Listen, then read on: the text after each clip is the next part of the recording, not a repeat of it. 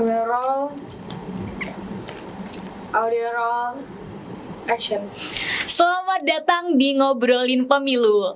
Nah, di Ngobrolin Pemilu kali ini merupakan serangkaian agenda kegiatan dari Indonesian Outlook 2024, yang mana nantinya kita akan berusaha membedah visi misi calon pemimpin kita di kedepannya nih.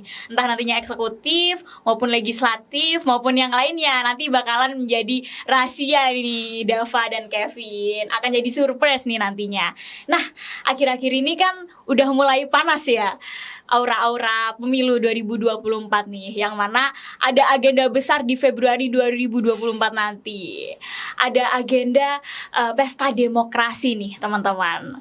Nah, tapi sebelum itu kita akan ditemani oleh dua narasumber yang kece banget nih teman-teman. Jadi ada Kevin, yang mana Kevin ini merupakan menteri dari Kementerian Ajarmas BMKM UGM. Betul. Ya. Bener banget, yang mana udah pengalaman terkait advokasi ke masyarakatnya itu udah pro banget lah. Terus juga kita ada Dava juga nih teman-teman. Dava ini Menko Pergerakan ya, Menko Pergerakan dari BMKM UGM, yang mana juga membawai Ajarmas, Akspro, satunya Sosial kreatif. Nah, karena pas banget nih ngomongin tentang pemilu, tentang politik ya. Betul. Sama satunya Ajarmas, satunya dari Menko-nya langsung. Nah, tapi sebelum itu kita coba flashback dulu mungkin ya ke pemilu 2019.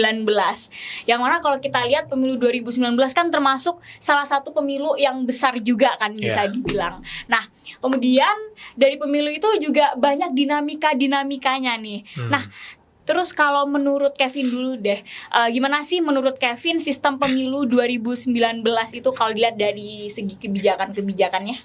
Oke, mungkin nanti bisa dilanjut sama Mas Dava ya, karena kan kebetulan aku juga sebenarnya belum pernah mengikuti pemilu 2019 ya. Jadi mungkin kalau barangkali Bang Dava bisa lebih komprehensif nanti ya Bang ya. Jadi kalau mungkin aku ngeliatnya sesimpel ini sih Nis. Kita kan beberapa kali terus mewacanakan sistem pemilu serentak ya. Itu artinya ada ketika pemilihan presiden dan kemudian pemilihan legislatif, pilpres-pilek digabung dalam satu waktu yang sama. Itu aku lihat pernah terjadi di tahun 2019, dan sebenarnya wacana positifnya itu cukup tinggi karena ini berkaitan dengan ya sudah, kita pesta demokrasi kita jadikan dalam satu rentang waktu yang sama aja, nggak perlu dipisah-pisah dan nggak perlu ada semacam pembatasan tertentu. Tapi di sini aku justru mencoba melihat dari sisi negatif juga ya.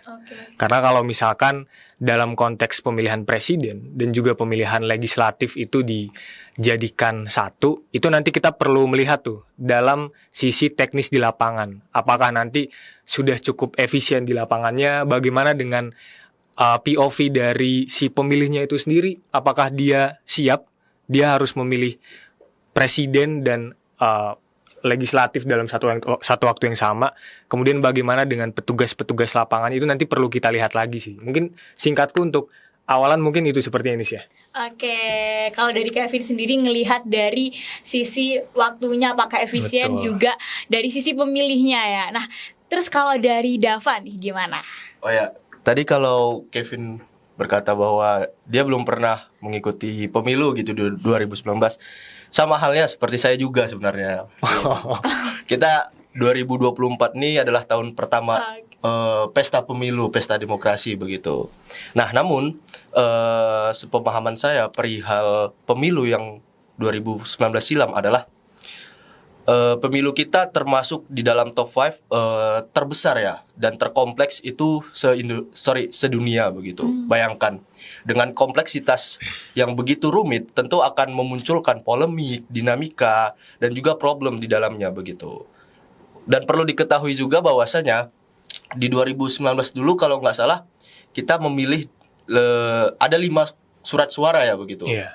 Di dalamnya ada legislatif, kemudian dan juga capres dan cawapres begitu. Nah, tentu ketika kita ingin memilih begitu calon kita atau suara yang kita wakilkan gitu, itu ada 5 surat suara teman-teman. Bayangkan kita tidak pernah tahu atau tidak kenal begitu dengan orangnya, kemudian bagaimana orangnya itu, apa yang dia bawa, visi misinya dan sebagainya begitu. Nah, tentu hal ini harus menjadi suatu PR begitu di dalam untuk kita semua sih, bahwasanya harus ada pencerdasan politik di dalamnya, harus ada sosialisasi sebelumnya begitu. Baik bagaimana teknis pencoblosannya, kemudian kiat-kiat mencoblos sesuai hati nurani itu bagaimana, kan seperti itu. Kemudian kalau nggak salah dulu di 2019 ada sekitar 800 ribuan TPS ya. Bayangkan teman-teman, 800 ribuan surat suara, 800 ribu TPS di seluruh Indonesia. Bayangkan betapa besarnya nilai yang dikeluarkan negara di dalamnya begitu. Bayangkan katakanlah satu TPS saja memerlukan 10 juta. 800 ribu sudah berapa miliar, sudah berapa ratus miliar kan begitu. Nah, artinya ketika kita melakukan pesta demokrasi tersebut dengan segitu besar nilai yang kita keluarkan, negara yang keluarkan, tentu harus akan membawa dampak yang baik gitu terhadap kemajuan negeri ini begitu. Mungkin itu sih dari saya. Oke, Dava. Tapi bener banget sih, itu ada pro kontranya juga. Betul. Ada yang bilang kalau waktunya dibedain itu malah lebih hemat biaya gitu, karena nggak keluar 2 kali konsum dan lain sebagainya juga kan. Terus ada juga yang pandangan-pandangan juga, wah kalau jadi satu biayanya makin gede dan lain sebagainya. Tapi kalau kita flashback di 2019 juga tuh, itu kan juga banyak problematika khususnya mahasiswa di daerah istimewa Yogyakarta sendiri ya, yang mana kehabisan kotak suara dan lain Betul. sebagainya juga. Terus banyak juga ribuan mahasiswa bahkan pada saat itu yang sampai nggak nyoblos gitu. Itu juga menjadi suatu problematika kan. Nah, kalau dari Dava nih, tadi kan udah dari Kevin ya. Kalau dari Dava, apakah ada evaluasi konkret gitu terkait problematika di pemilu 2019 itu? Ya, benar sekali. Ini mahasiswa rantau adalah problem dari masa ke masa ya begitu.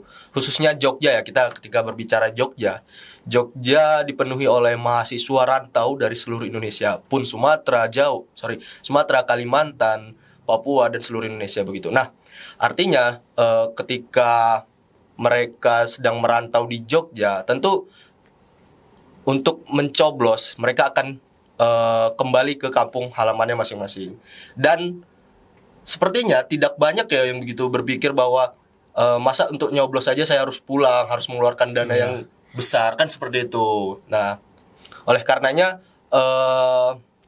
dari KPU ya di tahun depan sudah membuat suatu terobosan baru perihal pencoblosan mahasiswa di tanah rantau begitu. Dan alhamdulillah syukurnya UGM juga merupakan salah satu pionir dalam hal tersebut begitu. Nah, jadi untuk teman-teman nanti yang khususnya merantau di Jogja itu sudah bisa mencoblos di Jogja begitu. Nah, dengan serangkaian syarat dan ketentuan yang harus teman-teman lakuin seperti itu. Oke, jadi udah ada konkretnya langsung ya, benar. dan kerjasama langsung dengan UGM, wah keren banget. Oke, kalau dari Kevin gimana nih? Kalau aku mungkin melihatnya tadi dari sisi lebih ke lapangan mungkin ya. Oke. Karena kan ketika pemilu ini serentak, berarti artinya ini mungkin hampir mirip dengan tadi yang dikatakan sama Dava ya. Ketika pemilu ini terjalan dengan serentak, artinya pemilih ini merasa kebingungannya lebih tinggi untuk memilih siapa presidennya dan siapa presiden dan wakil presiden dan calon legislatifnya. Bahkan kalau misalkan pileknya saja tidak dengan serentak ya, hanya cuma pilek doang, itu aja kadang kita nggak tahu ini si A ini siapa gitu, si Bapak A itu siapa, itu aja kadang kita nggak tahu nih. Coba bayangkan ketidaktahuan itu ditambah dengan beban-beban lain disuruh milih presiden. Nah, justru di sini aku melihat sebuah tren negatifnya adalah ketika pemilihan presiden dan pemilihan legislatif dijadikan satu, itu cenderung pemilih akan lebih mementingkan konteks pemilihan presidennya ketimbang pemilihan legislatifnya. Ya wajar dong, kita mau milih pemimpin negara dan milih pemimpin daerah, otomatis yang difokusin lebih kepada pemimpin negaranya kan. Makanya evaluasinya salah satunya kalau misalkan aku baca risalah dari Bawaslu, Badan Pengawas Pemilu adalah, dan termasuk juga beberapa catatan dari Perludem, salah satunya adalah itu terkait dengan kurangnya partisipasi secara inisiatif secara langsung dari masyarakat untuk memilih legislatif gitu. Jadi akhirnya ya siapapun yang terpilih di legislatif itu ya sudahlah, mungkin itu cuma swing voters atau bagaimana, karena kan semua orang juga hanya fokusnya ke pemilihan presiden juga kan. 5 tahun lalu kan juga sangat ramai banget sebenarnya kan pemilihan presiden. Mungkin aku ngelihatnya dari sisi itu sih sebenarnya, Anis. Oke, tapi bener banget di daerah aku sendiri tuh juga kayak gitu. Fokusnya emang ke presiden, Presidennya, banyak gembur-gembur presiden. Tapi waktu legislatifnya, wah ini siapa nggak tahu Iya, dicoblos ya udah asal nyoblos aja. Sedangkan kita nggak tahu visi misinya kayak gimana ke depannya. Yang padahal itu juga penting banget kan sebagai untuk menyuarakan aspirasi rakyat ke depannya gitu. Benar sekali. Nah, iya, selain itu juga ada problematika juga kan. Di tahun 2019 itu rame banget itu di TV waktu itu. Ada petugas WKPPS yang meninggal dunia karena kelelahan. Terus banyak juga yang tumbang sakit-sakit dan lain sebagainya. Bahkan itu gak hanya di satu tempat aja. Di beberapa tempat juga banyak yang kayak gitu tuh. Nah, kalau dari Kevin gimana nih tanggapannya terkait hal tersebut ya? Nah, ini sebenarnya yang tadi salah satu aku sebutnya adalah kelemahan dari pemilu serentak itu adalah ada di faktor lapangannya ya. Karena pemilu serentak itu menurutku perlu perencanaan yang matang nih.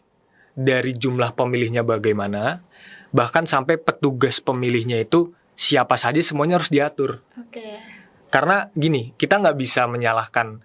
Sekarang kalau misalkan petugasnya itu banyak yang meninggal, dan setahu aku bukan cuma 1-2 juga. Iya, benar. Karena banyak juga kan. Banyak. Itu kalau misalkan sudah meninggal dunia karena jaga TPS, siapa yang bisa disalahkan? Iya. Apakah mau nyalahin pemilihnya karena emang banyak? Enggak juga kan? Karena itu kan hak pemilih juga.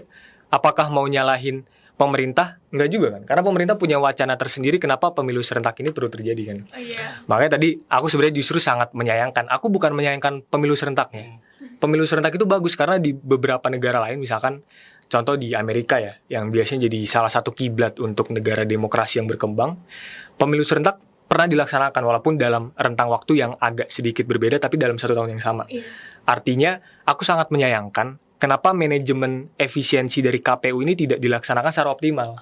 Kalau misalkan direncanakan, misalkan oke, dalam 1 tahun yang sama tapi waktunya agak berbeda, rentang 1-2 bulan. Oke, misalkan kalaupun waktunya sama tapi siapa saja nih yang akan menjadi petugasnya itu bisa di manajemen sebegitu rupa, kan hal ini kan nggak akan terjadi. Jadi aku jujur sangat menyayangkan banget sih, masa untuk demokrasi aja kita perlu mati-matian kan jaga TPS, itu kan menurutku bukan hal yang oke, itu sih. Iya, bener banget. Nah, tapi kalau dari Kevin sendiri, ada nggak sih solusinya ya buat mengatasi hal tersebut biar termanajemen dengan bagus gitu? Kan kasihan juga Iya. gara-gara menjaga terus akhirnya meninggal dunia gitu. Yang nggak hanya 1-2 aja kan? Betul-betul. Sebenarnya salah satunya untuk di manajemennya, kalau misalkan memang jumlah dari si petugasnya ini sudah mentok segitu ya, kan udah jumlahnya segini, nggak bakal nambah ya. Menurutku pemilu serentak ini itu dilaksanakan dalam 1 tahun yang sama, tetap pemilu serentak, namun mungkin dalam waktu yang agak berbeda. Misalkan ada yang bulan Februari, besoknya bulan Maret. Ada yang bulan Maret, besoknya bulan Februari, Maret, April misalkan kayak gitu. Karena itu pernah terjadi juga di Amerika ya. Ini mungkin koreksi juga ya teman-teman kalau misalkan aku salah. Di Amerika itu setauku ada, jadi ketika sebelum dia pemilihan presiden atau setelah pemilihan presiden itu, nanti beberapa bulan atau beberapa waktu setelahnya itu ada pemilihan di negara bagiannya. Dan nanti di negara bagian ada pemilihan legislatifnya lagi. Jadi bertahap. Jadi definisi pemilu serentak itu bertahap. Bukan dalam satu waktu yang sama. Ayo kita hari ini kita coblos pilpres dan legislatif. Kasian. Iya. Itu kasihan banget, kasihan pemilihnya dan kasihan si petugas. Makanya tadi solusiku coba tadi diatur. Oke, pemilu serentak dalam 1 tahun, tapi mungkin dalam ada rentang-rentang waktunya juga lah. Lagi pula kan ini biar pemilihan jadi lebih fokus juga kan. Iya. Kayak gitu sih menurutku, Nis. Oke, jadi ada rentang-rentang untuk apa? Biar masyarakat juga tahu nih, Betul. sekarang milih presiden kita coba pelajari dulu visi misi Iya. presiden, grand desainnya kayak gimana. Terus kalau ada jeda lagi, itu juga buat istirahat dari petugas Betul. KPPS-nya juga. Sembari masyarakat juga bisa berpikir nih, bisa memilih juga calon legislatifnya. Jadi lebih maksimal gitu. Jadi intinya tetap tahun yang sama, tapi dikasih jeda 1 bulan atau beberapa minggu gitu Oke, ya. bisa. Oke, menarik. Oke, kalau dari Dava gimana nih? Oh ya, sedikit banyak tadi sepakat dengan pernyataan Bung Kevin bahwasanya pemilu 2019 merupakan pemilu yang sangat kompleks begitu dengan berbagai permasalahan dan dinamika di dalamnya.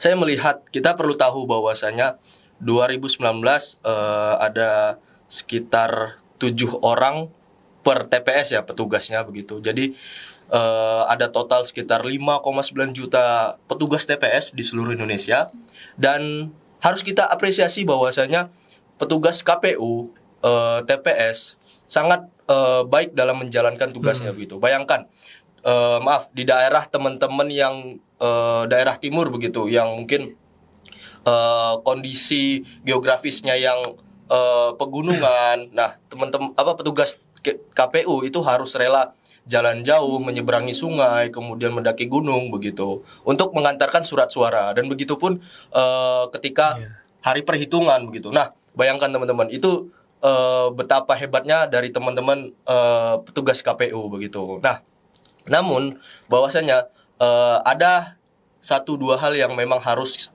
dijadikan evaluasi begitu.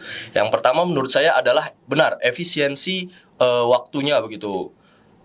Pemilu Indonesia, kita tahu ketika masuk masa perhitungan begitu, itu butuh waktu yang mungkin sampai berhari-hari ya kalau nggak salah ya, mungkin bisa dikoreksi gitu. Nah, ini tentu harus kita temui nih, sebenarnya akar permasalahannya apa, kok sampai sebegitu lamanya begitu. Nah, mungkin apakah perlu ada penambahan teknologi di dalamnya, mungkin misalnya ketika menghitung mungkin dilakukan secara konvensional, tapi ketika udah dapat hasilnya secara itu bisa dimasukkan ke data digital yang kemudian langsung tembus ke pusat, kan seperti itu. Itu bisa saja menjadi sebuah evaluasi atau solusi konkret begitu. Nah, kemudian selanjutnya adalah petugas KPU atau TPS yang meninggal di 2019 itu meningkat berkali-kali lipat dari pemilu 2014. Kemarin saya sempat baca bahwasannya 2014 itu hanya sekitar 140-an yang meninggal. Nah, di 2019 itu menaik hingga 5 kali lipat, sekitar 500-an begitu. Bayangkan, itu 500 nyawa loh teman-teman, kan begitu. Artinya satu nyawa saja sangat berharga, apalagi yang sampai ratusan begitu. Nah, menurut saya adalah solusi yang harus kita berikan atau KPU lakukan atau pemerintah lakukan saat ini adalah pertama menseleksi petugas KPU tersebut begitu. Kan sudah ada peraturan pemerintah ya, UU nomor, maaf nanti mungkin bisa dicari begitu, berkaitan dengan apa sih kriteria dari petugas KPPS itu. Nah, salah satunya adalah berkapasitas, teman-teman. Nah, mungkin yang banyak di 2019 itu adalah mungkin sudah tua begitu. Sesepuh mungkin. Sudah sepuh mungkin, sudah bapak-bapak dan yang sudah berumur dan memiliki riwayat penyakit yang ada begitu. Nah, jadi mungkin di tahun depan bisa menerapkan atau mensinergitaskan dengan para pemuda saat ini, teman-teman.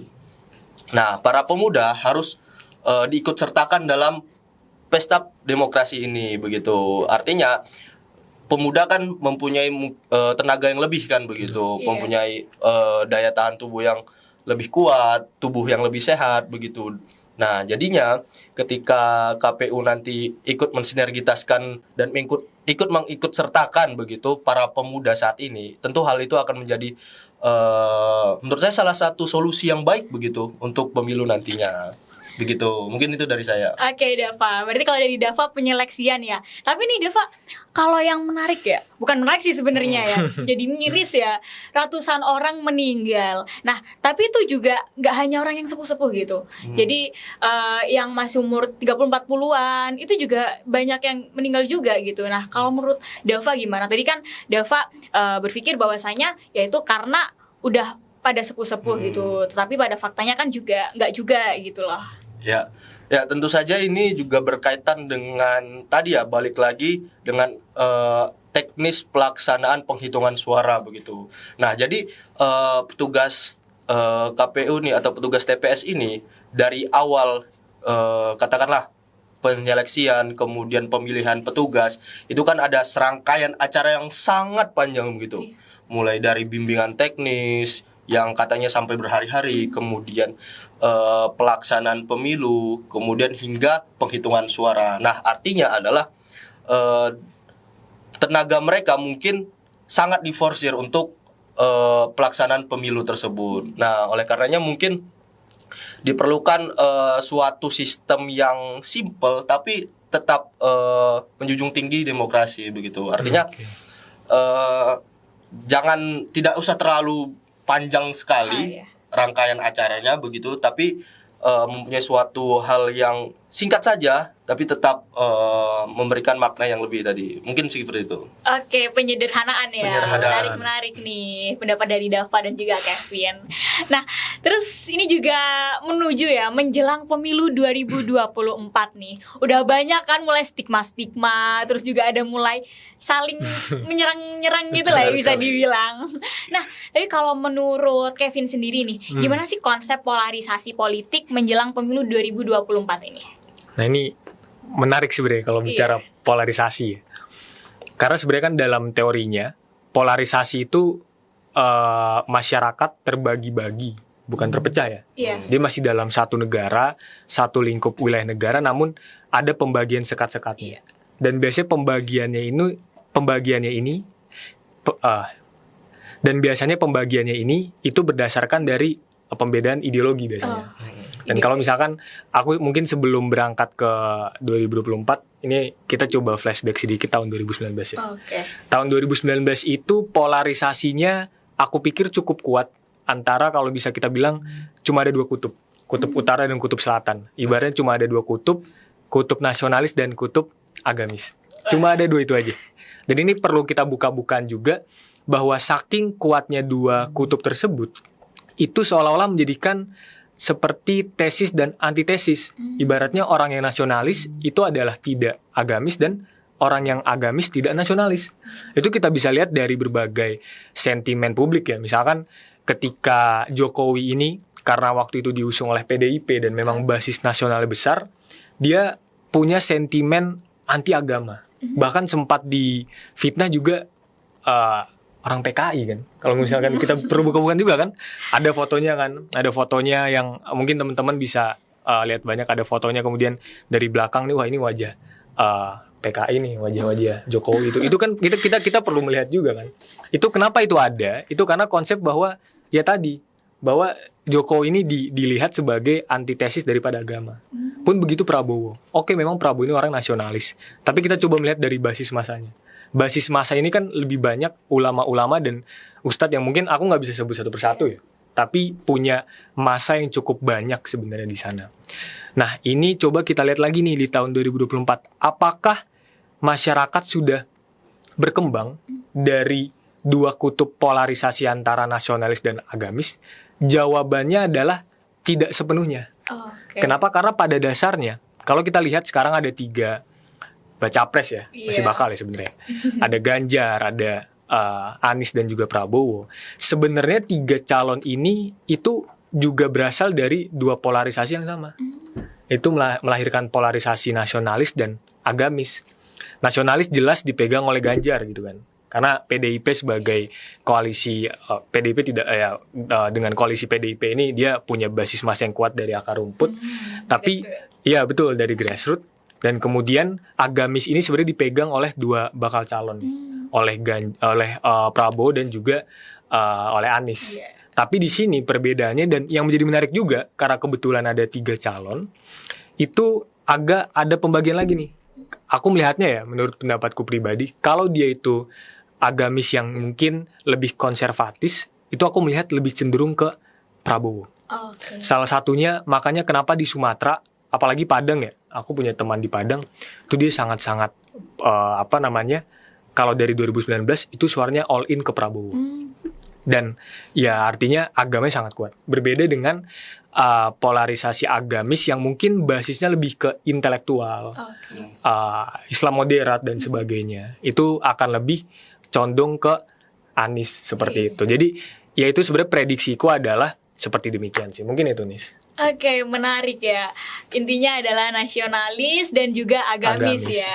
Ada yang konservatif dan juga lain sebagainya. Oke, kalau dari Dava gimana nih? Ya, sedikit banyak sepakat apa yang disampaikan Bung Kevin tadi, bahwasanya pembacaanku juga seperti itu. Di 2024 nanti polarisasinya akan tidak sebesar di 2024 nanti, tidak sebesar di 2019 nanti.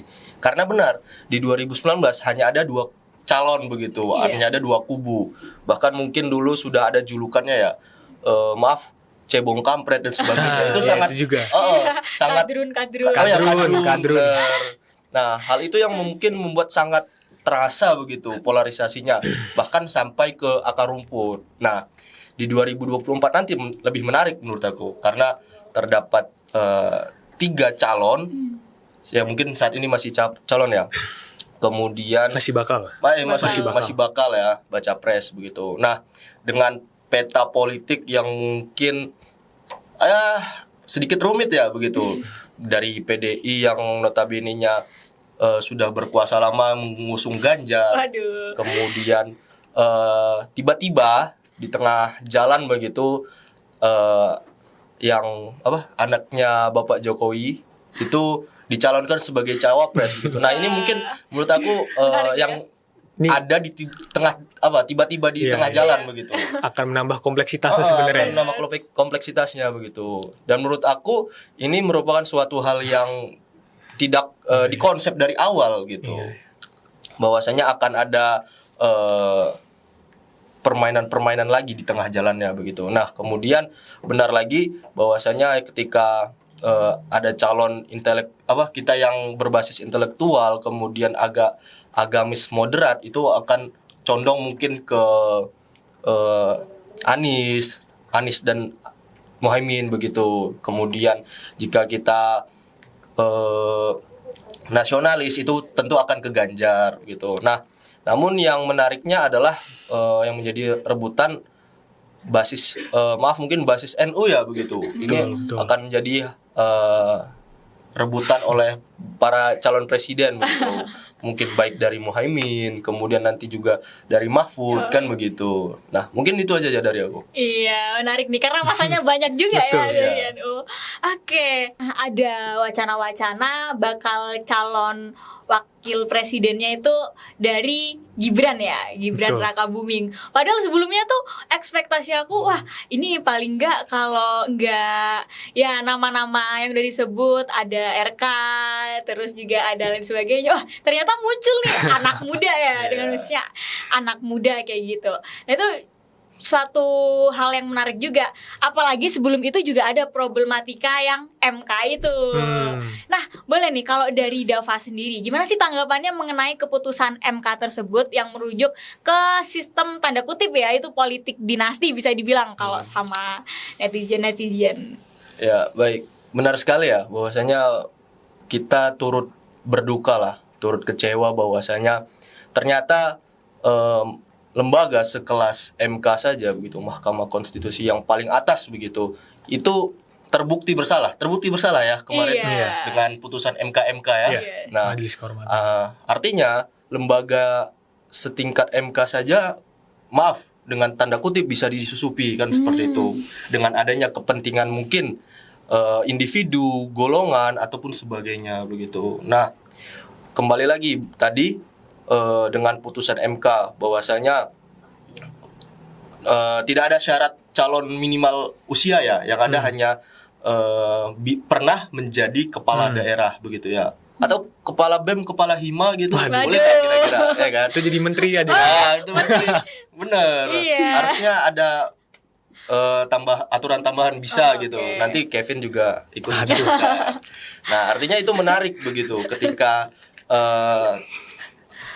putusan yang kemarin itu telah diputuskan oleh MK itu menurut saya sangat mencederai adanya konstitusi di negara Oke. ini gitu. Nah, sistem politik di Indonesia menurut saya sangat terluka dengan adanya putusan tersebut. Ya, benar, dengan kata lain itu melanggengkan kekuasaan, meneruskan adanya politik dinasti dan sebagainya. Menurut saya itu tidak salah, teman-teman, karena bayangkan sekelas presiden, kemudian anaknya ikut serta dalam pesta demokrasi kan seperti itu. Dan notabene-nya adalah Gibran kan dari PDI begitu. Dia rela mungkin diangkat jadi cawapres oleh Koalisi Indonesia Maju yang itu adalah lawan politik kan seperti itu. Nah, artinya ya dengan adanya putusan MK kemarin kita sangat berduka lah. Kita sangat kecewa bahwasanya demokrasi di negara ini, terus sistem politik di negara ini sudah cacat begitu. Mungkin barangkali dari itu. Oke, menarik nih Dava. Berarti antara lawan atau teman ya, sama-sama PDI, tapi kok beda gitu. Benar sekali. Iya. Nah, tapi nih kalau kita lihat juga sebenarnya juga banyak asumsi-asumsi ya yang dipermasalahkan oleh mahasiswa-mahasiswa maupun masyarakat-masyarakat sekarang adalah terkait ketidakindependensian dari MK itu sendiri gitu. Betul. Tapi kalau ngelihat dari sisi dinasti politiknya, ya sebenarnya ada juga yang ngomong yang nggak masalah gitu, karena yang milih juga dari rakyat dan lain sebagainya. Nah, tapi kalau kita lihat juga nih, ada juga nih yang bilang ya, netizen itu bilang kalau ini permainan dari PDI gitu, biar bisa dapet dua-duanya juga, siapapun yang menang mereka dapet. Tapi ada juga yang bilang wah ini emang permainannya Bapak Jokowi aja, banyak nih. Nah, kalau dari Kevin sendiri gimana nih? Mungkin aku terkait politik dinasti dulu kali ya. Iya, boleh. Karena tadi kan yang dipersoalkan adalah bahwa nggak apa-apa, bukan nggak apa-apa ya, tapi lebih kalau Prabowo kan bilang emang kenapa gitu anak presiden dia mencalonkan diri, toh pada akhirnya memilih rakyat juga kan. Nah, ini sebelum aku berbicara soal politik dinasti, mungkin aku agak tarik ke belakang soal dinamika perkembangan putusan MK ya. Kan mungkin teman-teman udah baca juga kan, ada 6 pemohon ya, ada 6 pemohon memohonkan PUU, pengujian undang-undang. Pasalnya sama, 169 huruf Q Undang-Undang Pemilu 7 2017. Itu di GR bahwa umur ini seharusnya tidak perlu ada batasannya. 40 ini. Ada yang diturunkan jadi 30, 35 dan bahkan di putusan 90 itu oke, tetap 40 tapi dengan tambahan syarat minimal pernah menjadi kepala daerah. Dan ini yang menarik adalah dari 6 putusan tersebut ya, kan banyak ya. Satu-satunya yang diterima oleh MK itu hanya putusan nomor 90 ini. Sisanya gimana dengan putusan nomor 21, 55, 90, 92 dan sebagainya, itu ada yang ditolak dan ada yang tidak diterima karena tidak memenuhi syarat formil. Jadi satu-satunya yang diterima itu hanya putusan nomor 90. Itu pun sebenarnya hanya dikabulkan sebagian doang. Nah, yang menarik aku coba melihat dari sisi MK-nya itu sendiri ya. Kalau kita lihat di dissenting opinion atau pendapat berbeda dari para hakim, contohnya misalkan dari Saldi Isra yang pertama. Ini mungkin teman-teman sering melihat juga ya di media sosial. Saldi Isra menuliskan dalam pertimbangan hukumnya, saya bingung dan benar-benar bingung. Nah, itu pasti teman-teman udah pernah dengar juga ya. Saya bingung dan benar-benar bingung. Kenapa kok bisa kayak gini gitu. Pendirian mahkamah itu berubah dengan seketika. Yang sebelumnya putusan-putusan lain itu menolak, tapi kemudian di putusan 90 dia malah menerima gitu. Walaupun ini sebenarnya perdebatan juga sih. Kemudian misalkan Hakim Wahiduddin Adams, dia dalam pendapat berbedanya atau dissenting opinion menyebutkan bahwa sebenarnya perkara ini itu sangat mudah untuk diselesaikan oleh Mahkamah Konstitusi. Hakim ini sebenarnya mudah banget buat nentuin ini perlu dikasih batas atau enggak, itu mudah. Tapi kenapa seolah-olah menjadi susah? Karena terlalu banyak, kalau kata Wahiduddin Adams itu, terlalu banyak unsur-unsur non-hukum yang menyelimuti dinamika persidangan ini. Jadi artinya banyak intrik-intrik, kalau sebutannya itu intervensi politik, yang menyusupi kepentingannya itu dalam keputusan MK. Dan itulah yang tadi aku sepakat dengan Dava, ini salah satu langkah untuk ya menodai dari Mahkamah Konstitusi itu sendiri kan. Karena Mahkamah Konstitusi harusnya kekuasaan yang merdeka dari intervensi, tapi kok sekarang jadi mudah banget dipreteli kan gitu ya. Jadi tadi balik lagi nih, dari keputusan MK ini kita bisa melihat, oke, terkait dengan politik dinasti. Kita tahu betul bahwa konsep bahwa syarat dari calon presiden wakil presiden ini bisa ditambahkan ada minimal kepala daerah, itu sebenarnya bukan membuka peluang untuk anak muda. Itu sebenarnya membuka peluang untuk memang anak muda, tapi satu anak muda dari presiden yang sekarang. Cuma satu doang gitu kan. Anak raja ya. Anak raja, Waduh. betul. Jadi ibaratnya kita kasih jalan merah. Dan itu lewat putusan 90. Dan kalau dibilang Prabowo pernah bilang ini nggak perlu persoalan politik dinasti karena toh yang dipilih oleh rakyat. Nah itu menurutku hal yang salah. Oke. Karena kalau menurutku, yang sebenarnya ini aku juga dari pendapat dosenku ya, Iya. Dr. Zainal Arifin Mohtar, dia berkata bahwa politik dinasti itu bukan hanya soal dalam konteks keterpilihan, bukan hanya dalam konteks dia adalah seorang pemimpin lalu memilih anaknya untuk melanjutkan kepemimpinannya, bukan dalam hanya konteks itu, tapi juga dalam konteks selama proses kandidasinya, Oke. selama proses pencalonannya. Kalau dalam proses pencalonan itu bermasalah dan itu melibatkan kekuasaan negara yang dimana itu telah dipegang sama keluarganya, yang dalam ini adalah Presiden Jokowi dan bahkan Ketua MK-nya Anwar Usman, pamannya sendiri, ya berarti itu termasuk dalam konteks politik dinasti. Jadi Oke. menurutku sangat bisa dibilang bahwa hari ini Indonesia sedang mengalami fenomena politik dinasti dan aku sangat-sangat menyayangkan hal ini bisa terjadi dengan begitu mudahnya. Itu sih mungkin, Nes. Oke, menarik juga nih. Nah, itu dia teman-teman, perlu kita ketahui bersama bahwasanya politik dinasti itu nggak hanya dari hasilnya aja ya. Dari hasilnya bahkan banyak netizen-netizen yang bilang, ya nggak apa-apa orang dipilih oleh rakyat, tapi juga dalam prosesnya kita lihat Betul. juga adanya intervensi MK dan lain sebagainya itu juga bisa termasuk salah satu alasan dari adanya dinasti politik ini nih teman-teman. Oke, nah terus nih kita coba pelajari juga nih dari sistem-sistem dan juga fenomena-fenomena yang ada. Itu bisa kita lihat ada fenomena namanya cawe-cawe ya. Cawe-cawe endorse dari Bapak Jokowi itu ke Bapak Ganjar dan juga Bapak Prabowo. Bapak Anies gak diajak berarti. Aduh. Oke, nah kalau dari Dava sendiri gimana nih terkait hal tersebut? Ya, menarik ya terkait cawe-cawe ini ya. Istilah yang populer belakangan ini gitu. Nah, ya seharusnya begitu seorang kepala negara, seorang presiden begitu, itu merupakan pejabat yang sangat netral seharusnya dalam pemilu begitu. Jadi seolah-olah memberi restu ya. Kemarin itu dari Bapak Ganjar, kemudian Bapak Prabowo meminta restu lah, memohon restu kepada Bapak Jokowi sendiri. Saya izin untuk nyapres kan gitu. Nah, menurut saya ketika seorang presiden kepala negara itu secara implisit itu mendeklarasikan dukungannya kepada salah satu calon, itu merupakan suatu hal yang sangat fatal begitu. Karena tentunya ketika dia tahu posisi sebagai kepala negara, dia harus bersikap sangat bijak lah dalam segala statementnya, baik itu secara eksplisit ataupun implisit begitu.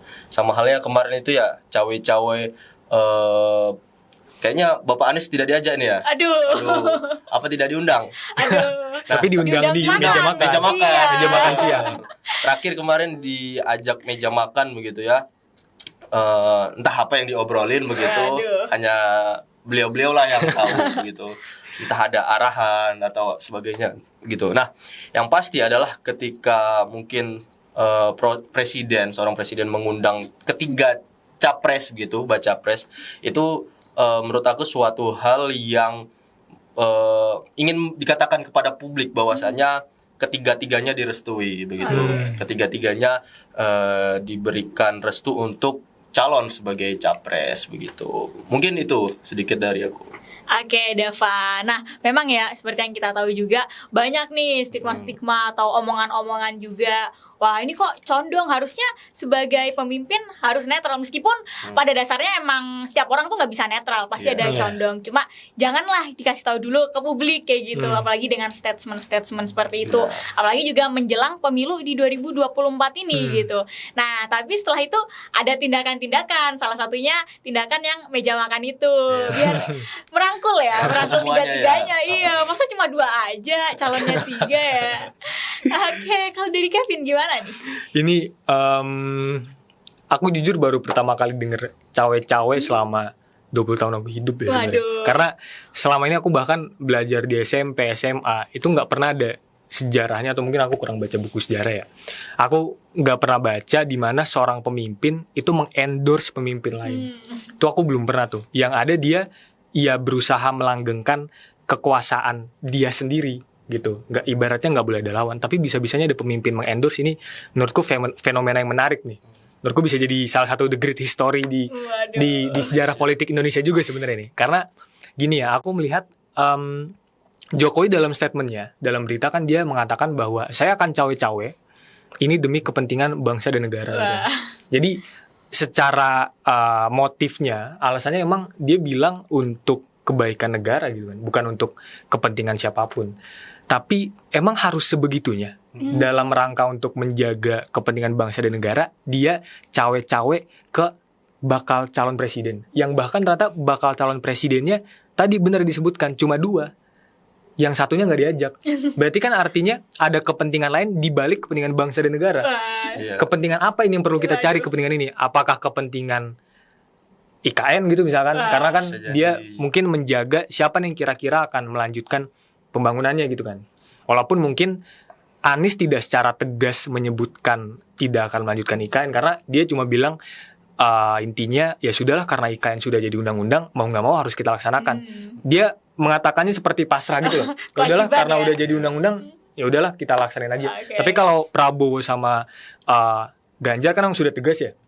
Dia bilang dia akan melanjutkan semua pembangunan yang baik dan segala macam. Tapi apapun itu ya, di balik kepentingannya itu, kalau aku melihat yang pertama dalam konteks hukum, sebenarnya Jokowi ini kan walaupun dia sebagai presiden, dia juga sebagai warga negara ya. Dia punya hak untuk memilih juga kan. Itu termasuk hak asasi manusia juga kan. Kita melanggar, kita meminta Jokowi untuk tidak memilih, itu sama juga melanggar hak asasi manusia juga kan.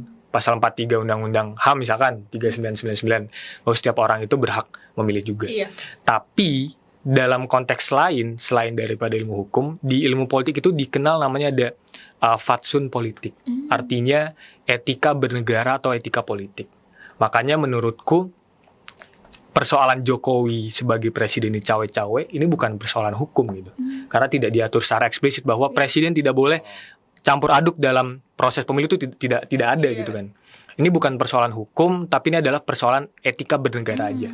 Jadi dengan Jokowi ini cawe-cawe sekarang, entah ke siapapun itu justru menunjukkan kalau dia ternyata sudah tidak punya etika lagi dalam bernegara gitu. Dia sudah jelas-jelas tidak punya etika dalam menjadi pemimpin negara. Yang harusnya bisa menjaga netralitas, tapi malah justru dia bikin ribut sendiri kan dalam negaranya itu.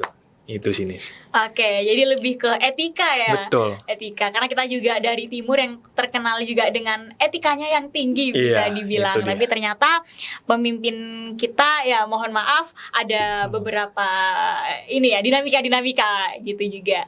Nah, terus dari aku juga penasaran nih, kan juga banyak juga nih yang ngebahas tentang petugas partai kayak gitu. Banyak juga dibilang petugas partai, yang mana ada yang pro, ada juga yang kontra. Banyak sih yang kontra. Wah, apa-apaan ini? Kita yang milih, rakyat yang milih, masa jadi petugas partai gitu kan. Nah, tapi aku pengen tahu nih kalau tanggapan dari Dava sendiri terkait seseorang yang didelegasikan dari sebuah partai menjadi seorang pemimpin itu dapat dipastikan menjalankan tugasnya dari warga, bukan untuk hanya partai-partai atau golongan tertentu aja, sehingga masyarakat juga bisa percaya nih. Gimana kalau dari Dava terkait itu? Ya, tentu saja belakangan ini sering lah kita dengar petugas partai, kemudian istilahnya apa? Boneka sebagai itulah ya, mungkin lah dengan istilah intriknya. Nah, ya ketika memang benar sih, ketika kita dicalonkan sebagai presiden, tentu ada beberapa partai politik di belakang kita sebagai pengusungnya. Nah, tentu juga ketika mungkin kita katakanlah sudah jadi gitu atau terpilih menjadi presiden, ya mau tidak mau tetap harus menjalankan amanat dari partai yang mengusung kita gitu. Nah, namun ada satu hal yang mungkin sering dilupakan, bahwasanya benar tadi, kita ini dipilih oleh rakyat, kita dipilih oleh masyarakat, yang mana kekuasaan tertinggi dan juga amanat tertinggi itu berada di tangan rakyat. Artinya mau tidak mau sebenarnya kita juga tetap mengedepankan atau menomorsatukan atau memprioritaskan kepentingan-kepentingan masyarakat umum begitu. Ya tidak salah sebenarnya ketika kita ingin menjalankan amanat partai, terus tugas-tugas dari partai, memang tidak salah begitu. Tapi tetap harus mana yang harus diprioritaskan dan mana yang tidak begitu. Ya, mungkin itu. Oke, lebih ke mana yang harus diprioritaskan ya, Betul. skala prioritas kalau dari Dava. Kalau dari Kevin sendiri nih gimana? Ini berarti persoalan terkait apakah benar kalau diusung oleh partai, terus iya. dia menjadi petugas partai gitu ya. Iya. Sebenarnya menurutku jawabannya tidak juga gitu. Oh. Karena kita perlu menyadari posisi dari partai politik dalam konteks demokrasi atau pemilu itu adalah untuk secara idealnya penyambung antara aspirasi masyarakat dengan konteks bernegara itu sendiri. Jadi partai politik itu makanya pasti akan diperlukan dalam demokrasi gitu Iya. kan. Kalau misalkan partai politiknya sedikit, berarti demokrasi semakin minim, gampangnya gitu kan. Kalau semakin banyak ya semakin bebas gitu. Nah, jadi artinya ketika partai politik itu mendelegasikan seseorang untuk menjadi calon presiden, apakah itu disebut sebagai petugas partai? Ya jelas petugas partai. Iya. Karena misalkan aku membuat partai di UGM gitu kan. Ada partai Kevin gitu misalkan. Waduh. Terus aku kemudian meminta Dava gitu misalkan untuk dicalonkan menjadi ketua BEM.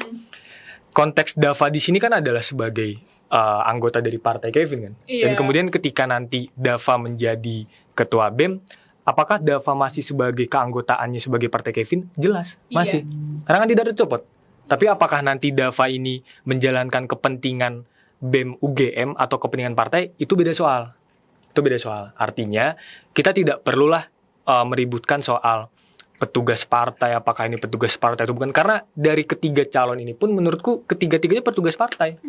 Dari Anies itu ditugaskan oleh Nasdem, Surya Paloh jadi presiden.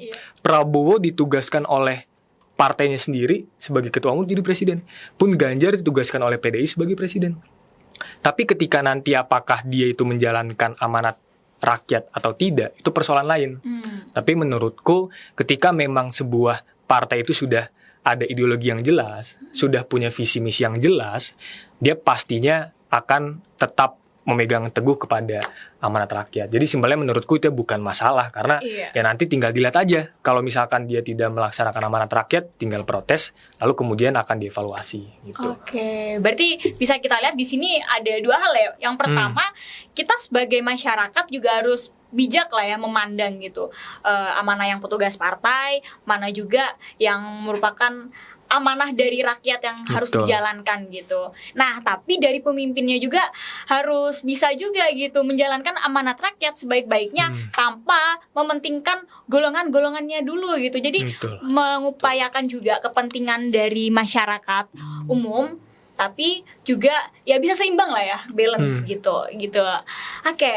Nah, tadi kita udah ngomong panjang lebar nih ya terkait Pemilu 2019, kemudian juga perjalanan ya proses dari Pemilu 2024 nantinya di Februari. Nah, terus kalau dari aku sendiri pengen tahu nih terkait tanggapan soal bakal calon presidennya sendiri. Nah, kan kita bisa dibilang masih muda ya, suara-suara dari anak-anak muda.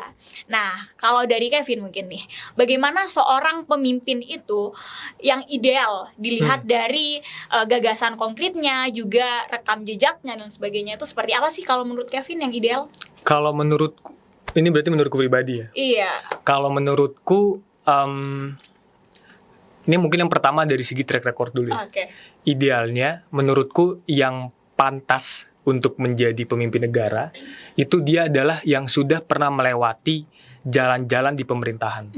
Yang dimana dia pernah mungkin berada di legislatif, yudikatif, atau mungkin di eksekutif gitu kan. Karena track record itu menurutku clear dan jelas gitu. Ketika dia punya track record sebelum mencalonkan diri menjadi wakil presiden, kemudian sebelum-sebelumnya sudah ada track record misalkan di kepala daerah atau misalkan di legislatif dan sebagainya, itu menurutku jadi tren yang positif. Kenapa? Karena kita akan melihat apakah nanti si calon presiden ini itu akan benar-benar melaksanakan janjinya atau tidak, itu berdasarkan dari track record yang sebelum sudah dilihat. Oke. Jadi menurutku idealnya adalah dia sudah punya track record terlebih dahulu. Kalau misalkan dia track recordnya masih dikit nih, baru ya ibaratnya baru 5 tahun lah kecemplung di pemerintahan, tiba-tiba udah mau jadi presiden aja. Itu menurutku coba dipertimbangkan ulang lah. Menurutku pribadi ya. Kalau misalkan yang kedua soal dari gagasan konkretnya, kalau aku sendiri sebagai anak muda ya, aku jelas punya kepentingan, yaitu jelas yang pertama soal lapangan kerja aja. Bagiku calon presiden siapapun itu, dia punya akan gagasan konkret itu ketika relevan dengan masyarakat yang sekarang sedang usia produktif, dan usia produktif membutuhkan lapangan kerja. Iya. Jadi artinya ketika visi misinya ini banyak nanti dijatuhkan kepada perluasan lapangan kerja dan termasuk juga jaminan sosial bagi pekerja dan segala macam, menurutku gagasannya konkret untuk kehidupan masyarakat. Terus yang kedua, jangan lupa lagi sebenarnya kita kadang sering lupa ya, kita berbicara soal lapangan kerja, demokrasi, hukum, politik dan segala macam, kita kadang lupa sama iklim. Oke. Iya, iklim yang ya kita tahu lah sekarang iklim di dunia ini udah lagi buruk-buruknya. Jadi kupikir salah satu gagasan yang perlu untuk dikedepankan di visi misi calon presiden dan wakil presiden adalah soal gimana sih dia nanti kemudian bisa menjamin pembangunan jalan lancar tapi lingkungan juga oke.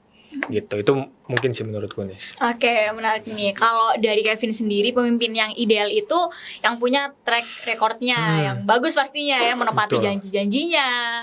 Kemudian juga karena bonus demografi juga Betul. nih, lapangan pekerjaan itu sangat dibutuhkan. Tapi selain itu, kita juga harus memperhatikan lingkungannya. Kita harus juga menjaga iklim agar generasi-generasi selanjutnya juga bisa menikmati alam kita, terutama di Indonesia. Oke, kalau dari Dava nih gimana? Ya, benar. Ya, ketika melihat seseorang atau calon pemimpin itu yang pertama kali harus dilihat adalah rekam jejaknya begitu. Nah, kebetulan ada dua calon ya yang sudah pernah menapaki eksekutif atau pemerintahan begitu, baik di daerah, baik sebagai kepala daerah begitu. Nah, ya benar kata Bung Kevin bahwasanya ketika seseorang sudah pernah berkecimpung di dalam dunia pemerintahan, ya itu sudah menjadi suatu hal yang positif begitu. Tapi di sisi lain aku berpendapat bahwa ya tidak harus tidak harus berkecimpung dengan waktu yang lama begitu. Jadi batasan 5 tahun, 10 tahun atau berapa tahun bahkan itu tidak menjadi persoalan. Nah, yang menjadi persoalan adalah ketika dalam waktu katakanlah mungkin 5 tahun saja dia sudah bisa menciptakan atau membuat perubahan yang sangat konkret di dalam daerah tersebut. Itu sangat positif menurut aku gitu. Ya, bayangkan atau bandingkan dengan mungkin yang sudah 10 tahun atau 15 tahun. Namun perubahan yang terjadi tidak ada atau bahkan perubahan yang terjadi itu sangat presentasinya sangat kecil gitu. Nah, itu artinya waktu tidak menjadi persoalan yang utama begitu. Baik lama, sebentar ataupun sedang, itu ya sudah. Yang penting output yang dihasilkannya seperti apa begitu. Nah, itu yang pertama, rekam jejak. Nah, yang kedua adalah terkait dengan gagasan tadi itu. Apa yang akan dibawa oleh calon pemimpin kita. Nah, ya benar sebagai anak muda begitu, hal yang mungkin kita takutkan atau kita khawatirkan selama ini adalah terkait lapangan kerjaan begitu.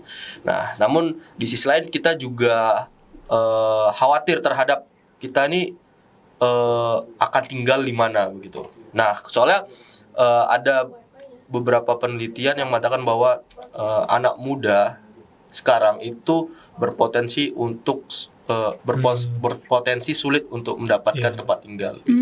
Karena dengan populasi yang semakin besar, kemudian tanah yang semakin kecil dan harga yang melambung tinggi begitu. Nah, itu mungkin juga menjadi suatu persoalan yang bisa dipecahkan gitu oleh calon pemimpin negara ini, dan harus menjadi perhatian khusus begitu, bagaimana nanti anak muda lapangan kerjanya kemudian akan disediakan tempat tinggal di mana begitu karena ya kita tahulah di Jogja saja lah itu tanah sudah tidak di luar nalar lah kan seperti itu. Jogja. Semeter bisa berapa ratus juta gitu. Nah itu mungkin bisa menjadi suatu perhatian khusus bagi calon pemimpin begitu, mungkin barangkali itu. Oke, kalau dari Dava sendiri lebih ke perubahan, tapi bukan koalisi perubahan kan maksudnya? Tidak. Oke, perubahan yang dimaksud perubahan dari kepemimpinan sebelumnya ya, realisasinya seperti itu. Kemudian juga terkait tempat tinggal ya, tempat tinggal juga. Terus ya gimana caranya anak-anak muda ini bisa memanfaatkan potensi yang ada di Indonesia gitu kan, dari kepemimpinan di selanjutnya itu. Nah, kemudian nih, aku juga pengen tahu kalau dari Kevin sendiri nih, gimana sih tanggapannya terkait Anies ya, Bapak Anies itu seringkali dicap politik identitas. Wah, kalau udah ada namanya Bapak Anies nih, wah ini masih politik identitas nih, Iya. bawa-bawa nama entah itu agama atau apa gitu kan. Nah, kalau dari Kevin sendiri gimana? Politik identitas ya. Iya. Jadi mungkin kita melihat terlebih dahulu ya, sebenarnya definisi politik identitas itu apa. Karena banyak yang kemudian menggunakan frasa ini tapi tidak tahu penempatannya dan dampaknya apa tuh sebenarnya nggak tahu. Aku sebenarnya baru sedikit baca ya soal politik identitas. Intinya itu adalah sebuah kegiatan politik.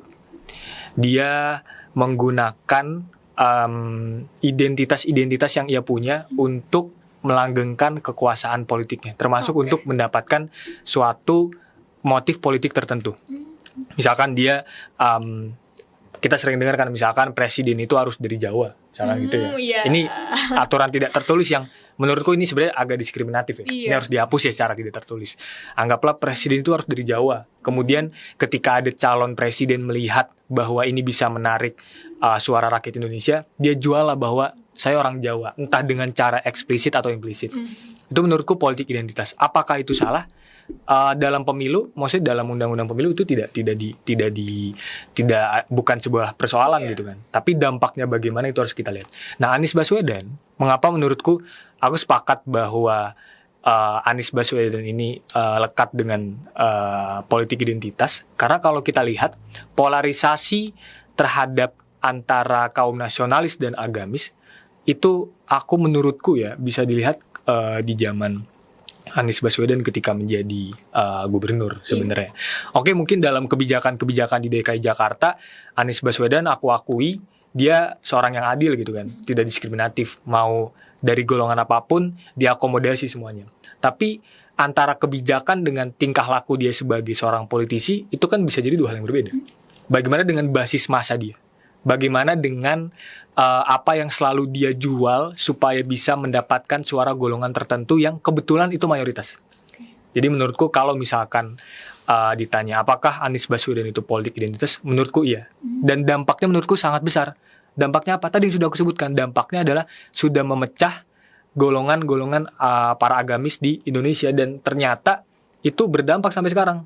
Makanya kan aku percaya juga kalau misalkan ada yang ngomong dampak dari polarisasi agama ini terjadi sejak di kepemimpinan Anies Baswedan karena lekat dengan politik identitas, ya itu benar terjadi. Oke. Gitu. Karena sampai sekarang pun masih terbawa dan menurutku inilah bahaya laten dari politik identitas yang ya kita berdoa aja semoga dampak polarisasi yang gak sehat ini bisa segera selesai lah, bisa segera hilang. Gitu sih menurutku mungkin.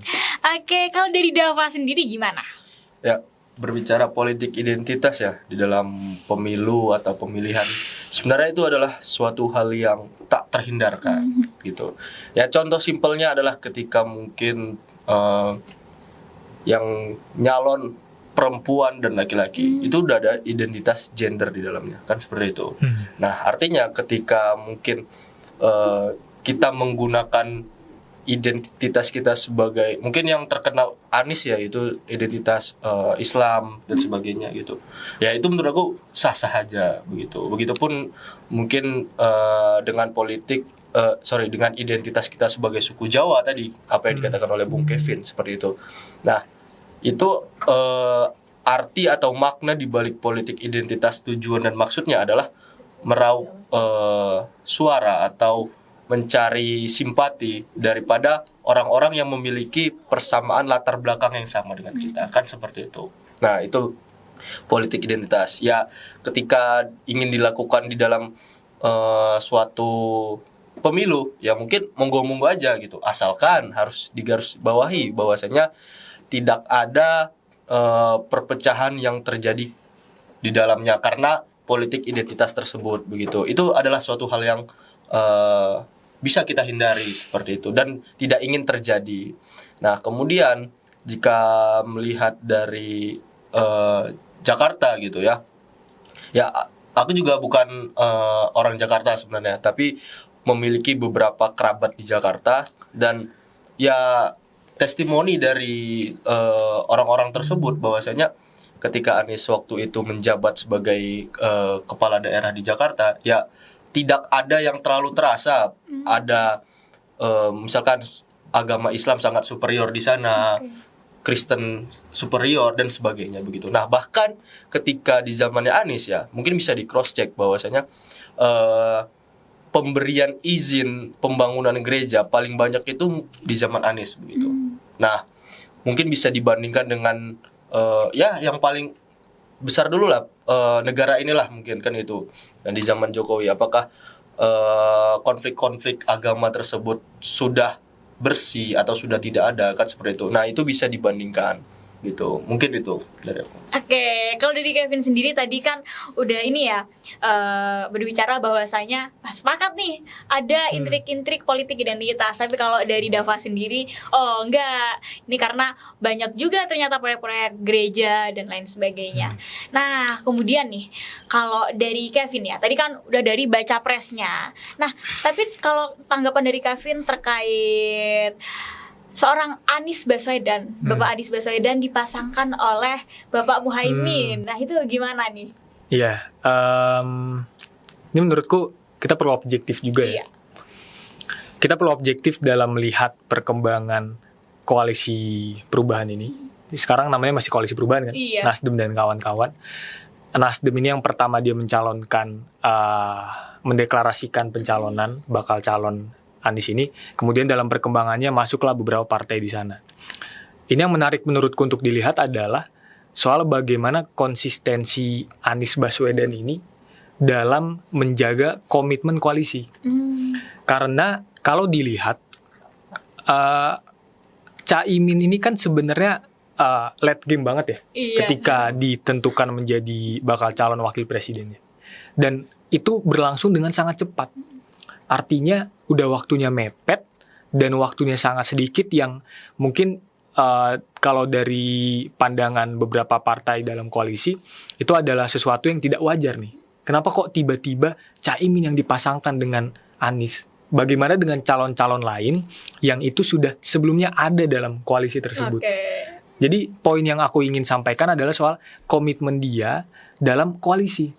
Kalau dalam dia berkoalisi sebelum jadi presiden saja sudah melanggar janjinya, sudah tidak bisa komitmen dengan koalisi perubahan tersebut, bagaimana ketika nanti Anies ini menjadi presiden gitu kan? Itu yang perlu kita pelajari bersama gitu kan. Makanya menurutku perlu kita lihat secara terang nih sebenarnya apakah betul nanti Anies Baswedan ini ketika menjadi presiden dia akan menjalankan janji-janjinya.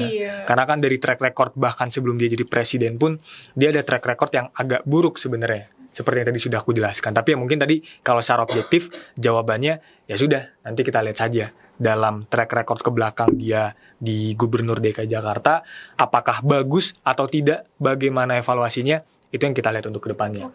Tapi secara umum ya menurutku sebenarnya Caimin diambil itu karena untuk meraup suara NU di Jawa Timur aja. Untuk basis massa di Jatim ya. Betul. Kalau dari Kevin pentingnya komitmen dan juga konsisten ya. Betul. Karena kedepannya juga berpengaruh tuh. Kalau dari Dava gimana? Ya, kalau pendapatku pribadi adalah terkait dengan komitmen dengan bacawa pres tadi ya, yang sudah ada, nama yang sudah ada, dan tiba-tiba ada Caimin gitu, tiba-tiba nongol nyalip gitu. Nah, menurut aku tidak ingin membahas terkait hal seperti itu karena mungkin itu dinamika yang sudah terjadi lah, yang biasa terjadi di politik begitu, entah apa yang menjadi pertimbangan kemudian sehingga memunculkan nama Caimin sebagai bacawa pres tadi, mungkin ada 1-2 hal yang sudah dipertimbangkan. Nah, namun yang perlu kita bahas ketika berbicara Anies dan Imin adalah mungkin bisa saling melengkapi gitu. Nah, pertama mungkin kita melihat sosok Anies adalah seorang yang berintelek gitu, dengan memiliki berbagai macam gagasan. Kemudian dilengkapi pula dengan Caimin yang tadi tuh memang punya basis massa begitu. Ya mungkin entah maksud dan tujuan mengambil Caimin untuk apa, yang penting dia mempunyai basis massa gitu. Gitu. Nah, namun yang menurutku kurangnya adalah banyak yang belakangan ini ada beberapa blunder yang kayaknya udah dilakuin lah. Dari mungkin ini menyudut ke cawapresnya ya begitu. Caiminnya berkata bahwa BBM akan gratis, karena itu suatu hal yang sangat tidak realistis. Artinya mungkin dari pihak Aniesnya dia sudah memberikan janji-janji yang realistis, namun banyak kuahnya ini dari Caiminnya kan seperti itu. Nah, ini bisa menjadi bumerang bagi kedua pasangan bagi pasangan tersebut begitu. Nah, ini mungkin bisa diperhatikan oleh Pak Anies dan Pak Caimin begitu, kedepannya mulai berhati-hati berstatement, kemudian memberikan janji-janji yang lebih realistis gitu. Jangan pula kayak daki-daki atau terlalu tinggi yang akhirnya itu menimbulkan rasa ketidakpercayaan terhadap bapak-bapak sekalian. Mungkin itu. Oke, ini agak berkaitan ya dari Kevin dan juga Dava. Ya, yang realistis saja, biar tidak ada emosi tidak percaya lagi nih dari rakyat sendiri. Oke, tadi kita udah membahas terkait Bapak Anies. Kemudian kita bisa move ke siapa dulu nih? Bapak Ganjar kali ya, boleh. Nah, kalau dari rekam jejaknya Bapak Ganjar, nih cukup menarik sebenarnya ya, tuanku ya rakyat ini. Iya, nah apakah rekam jejaknya itu berpengaruh juga nih terhadap elektabilitas dari personal seorang Bapak Ganjar Pranowo? Mungkin. Oh ya, Bapak Ganjar ya, menarik. Nah, mungkin yang sering menjadi perhatian atau sering kita dengar sebagai netizen lah gitu, bahwasanya Jawa Tengah ada 1-2 problem lah yang di dalamnya mungkin itu sangat besar begitu, hingga mencapai ke kancah nasional, terdengar oleh banyak pihak dan sebagainya gitu. Nah, namun perlu kita tahu bahwa Bapak Ganjar kan sudah 10 tahun ya menjadi gubernur Jawa Tengah. Artinya sudah sangat berpengalaman lah menjadi kepala gitu. Begitupun dengan kepala daerah. Nah, namun ketika kita melihat data di lapangan bahwasanya Jawa Tengah merupakan mungkin bisa dikatakan salah satu kabupaten yang merupakan kabupaten termiskin di Indonesia, bahkan kan seperti itu. Nah, itu bisa menjadi suatu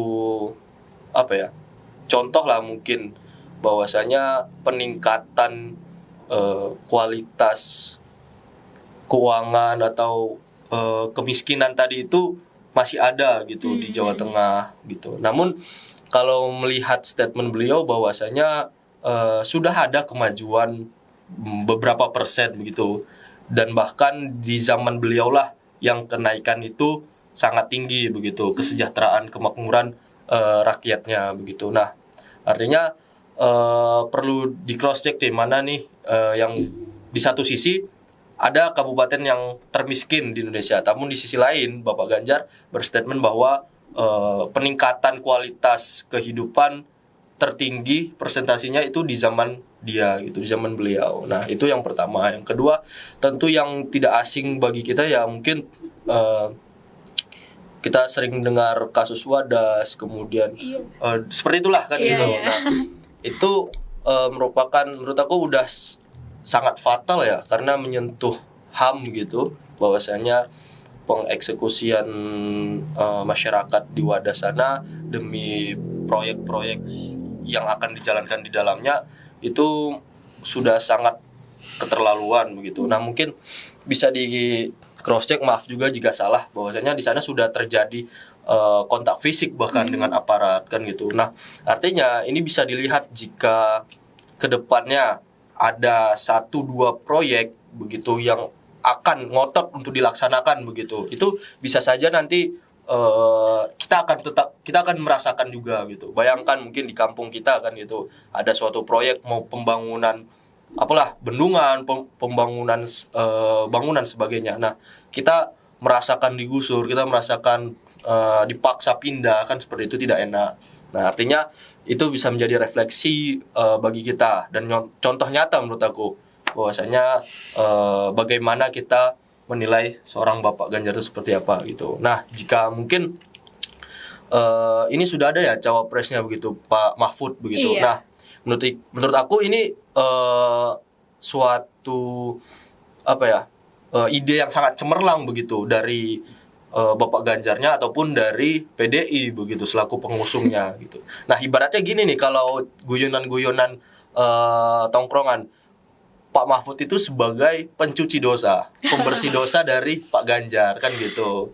Dengan integritasnya yang tinggi, kemudian seorang pakar hukum, doktor, profesor ya bahkan. Nah, itu bisa menjadi penghapus daripada dosa-dosa Pak Ganjar tersebut. Nah, mungkin itu. Kemudian Pak Ganjar juga di sisi lain sering mencoba reach out daripada teman-teman kalangan muda, kaula muda. Itu baik dari TikToknya gitu ya, sering jogging, kemudian sepedaan gitu kan. Aku salah satu followersnya soalnya kan di TikTok. Gitu. Wah, tiba-tiba udah di Jawa Timur aja nih jogging. Besoknya udah di Lampung nih sepedaan. Lah, cepet banget kan gitu. Ngikutin banget ya. Iya. Ya, pesannya gini aja Pak, titip jangan olahraga terus ya. Coba gagasannya diperbarui kan gitu. Mungkin itu. Oke, jadi untuk peningkatan elektabilitasnya ya lewat coba reach out anak-anak muda ya, lewat olahraga kan juga menarik nih. Wah, keren nih. Ikut juga tren-tren anak muda, sepedaan, terus juga lari-lari. Tapi di satu sisi juga elektabilitasnya tuh juga kadang menurun juga karena adanya kasus-kasus wadas itu tadi dan hal-hal yang tanda kutip negatif mungkin ya itu. Nah, kalau dari Kevin gimana? Kalau bicara soal elektabilitas ya, sebenarnya kalau dari beberapa survei yang pernah kita lihat juga di media sosial, elektabilitas Ganjar ini kan sebelum dipasangkan oleh Mahfud bahkan ya, itu cenderung cukup tinggi sebenarnya. Iya. Dan itu bahkan belum dipasangkan oleh Mahfud ya. Bahkan kalau sebelumnya lagi ketika dia sebelum menjadi gubernur, waktu itu di pemilihan gubernur yang pertama, berarti pilkada pertama, itu setauku tuh Ganjar Pranowo itu menang telak di Jawa Tengah. Yang itu bahkan sebenarnya dia belum memakai mesin massa ini secara maksimal.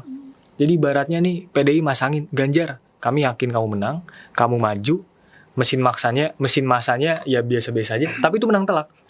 Bagaimana dengan ketika mesin massanya tinggi? Nah, itu artinya kalau bicara soal elektabilitas, menurutku Ganjar itu elektabilitas cukup tinggi lah. Dan apakah itu ada pengaruhnya dengan track record dia mungkin selama menjadi gubernur di Jawa Tengah, dan dia pernah juga menjadi anggota DPR ya, tapi kan biasanya lebih tersorot itu di gubernur Jawa Tengah. Menurutku itu jelas ada pengaruhnya. Dan pengaruhnya lebih kepada tren positif ya. Benar, kita tidak bisa menutup mata bahwa ada kasus wadas misalkan. Tapi di balik dari kasus wadas itu, di balik dari polemik wadas, itu pun sebenarnya masih banyak program-program lain yang terlaksana. Dan kalau misalkan kita melihat misalkan dari Mendagri itu, Menteri Dalam Negeri, Kementerian Dalam Negeri pernah memberikan sertifikat, kalau tidak salah, untuk provinsi yang kinerjanya paling oke ibaratnya. Aku lupa bahasanya itu gimana. Itu intinya untuk kinerja dengan provinsi yang paling oke, itu dimenangkan juara satunya oleh Jawa Tengah gitu kan. Jadi menurutku sebenarnya tren-tren positif itulah yang justru bisa menambah elektabilitas dari si Ganjar Pranowo. Dan kalau disebut misalkan Ganjar Pranowo suka jogging, suka sepedaan, tadi disebutkan Dava. Menurutku itu bukan sebuah masalah besar karena apa salahnya kita jogging dan Benar. naik sepeda gitu kan. Aku Sehat kan? sehat Iya, gitu kan. sehat.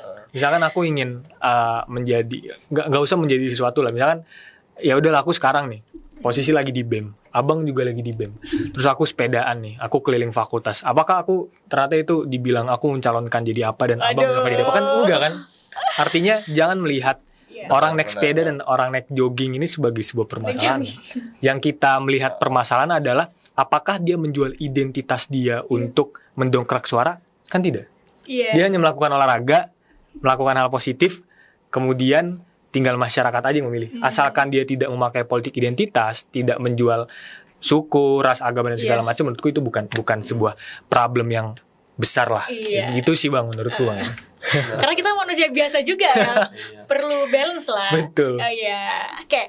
Nah, kemudian kalau kita lihat nih, kalau dari Kak Dava tadi kan udah sempet nyipil-nyipil ya kalau pasangan antara Bapak Ganjar dan juga Bapak Mahfud ini ya cukup stabil, bisa dibilang stabil tuh saling melengkapi seperti itu. Kemudian kalau dari Kak Dava boleh diperjelas lagi Kak, lebih detailnya kayak gimana itu terkait hal tersebut. Ya, tentu kita tahu lah bahwasanya ya tadi Bung Kevin sempat mention bahwasanya elektabilitas Ganjar sudah cukup tinggi ya gitu, bahkan jauh sebelum dipasangkan oleh Mahfud begitu. Nah, apalagi sekarang sudah ditambah Mahfud kan seperti itu. Seperti tadi balik lagi saya bilang bahwasanya ya bisa saja Mahfud ini sebagai pencuci dosanya Ganjar atau pembersih namanya Ganjar atau apapun itu gitu. Nah, yang penting yang utama adalah Mahfud itu hadir. Mahfud itu datang sebagai pendongkrak atau sebagai booster lah untuk Ganjar sendiri gitu. Nah, ini yang harus kita lihat adalah bagaimana PDI itu mempunyai ide yang sangat cemerlang menurut aku tadi itu. Dia pandai melihat situasi, pandai melihat kondisi apa yang sedang terjadi di masyarakat begitu. Nah, tadi Ganjar dengan segala mungkin pengalamannya, kemudian ditambah lagi dengan Mahfud yang sudah yang notabene-nya adalah berintegritas, kemudian Polhukam juga kan gitu. Nah, dipasangkanlah mereka. Ya mungkin bisa jadi elektabilitasnya yang sebelum cukup tinggi bisa jadi lebih naik lagi begitu. Atau bahkan mungkin ada yang wah harusnya ini Pak Mahfud ini jangan sama Ganjar, bahkan ada yang bilang seperti itu. Nah, bahkan mungkin ada orang yang swing voters itu melihat Pak Mahfudnya gitu. Jadi, wah, aku memilih ini karena melihat cawapres saja gitu. Apa emang boleh memilih cawapres itu kan gitu. Nggak melihat capresnya kan gitu. Ya, mungkin itu. Oke, kalau dari Kevinnya gimana? Ya boleh. Kenapa tidak ya? Iya. Orang milih capres cawapres kan dia milih ngelihat wapresnya bagus ya boleh kan. Itu makanya fungsinya ketika tadi Caimin dipasangkan dengan Anies untuk mendongkrak suara NU di Jawa Timur, berarti orang NU kan milihnya bisa jadi sebelumnya bukan Anies nih. Tapi karena dipasangkan dengan Anies akhirnya memilih Caimin ya untuk memilih satu paket itu. Jadi kalau tadi untuk menjawab Bang Dava ya boleh-boleh aja Bang. Kenapa tidak boleh memilih sebakal cawapres itu kan? Tapi mungkin ini singkatnya kalau menurutku soal tanggapan Ganjar Mahfud ya. Ini gagasan yang ideal. Tadi yang sudah aku sebut sebelumnya bahwa menurutku pemimpin yang ideal itu yang dia sudah menyelesaikan tahapan-tahapan sebelumnya dalam konteks kekuasaan di lembaga negara. Dia sudah setidaknya menuju mapan dalam trias politika lah. Kita bisa melihat Ganjar ini sudah 2 kali maksudnya sudah di 2 tempat ya. Di legislatif sudah pernah, di eksekutif sudah pernah. Gitu. Pun dengan Mahfud MD 3-tiganya pernah. Ketua MK pernah, DPR pernah, pun di Menko Polhukam, di Menteri Eksekutif menurutku juga tidak sekali 2 kali dipilih lah di pemerintahan. Jadi ini sebenarnya merupakan sosok bukan hanya pemimpinnya doang, tapi pemimpin dan wakil pemimpin yang ideal setidaknya dari segi track record. Itu sih singkatku nih. Oke, lebih ke strategi politiknya juga ya. Oke, nah tadi udah Bapak Anies, Bapak Ganjar juga udah, kemudian Bapak Prabowo Subianto nih. Nah, mengenai rekam jejak dari Bapak Prabowo Subianto yang udah mencalonkan diri di sebelumnya ya untuk menjadi capres juga pada waktu itu. Nah, apakah berbagai bisa dibilang masa lalu kelamnya menjadi alasan utama mengapa Prabowo gagal berkali-kali dalam pemilihan umum ini? Boleh dari Dava dulu. Ya, terkait dengan Pak Prabowo Subianto ya, terhitung berarti sudah ketiga kali ya mencalonkan.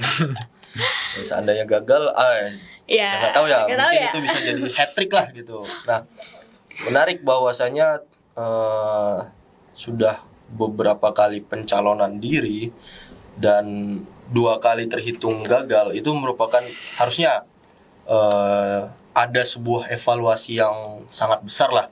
Kenapa nih bisa sampai 2 kali gagal, kan seperti itu. Baik mungkin perihal rekam jejaknya gitu, kemudian gagasan yang dibawa seperti apa kan gitu.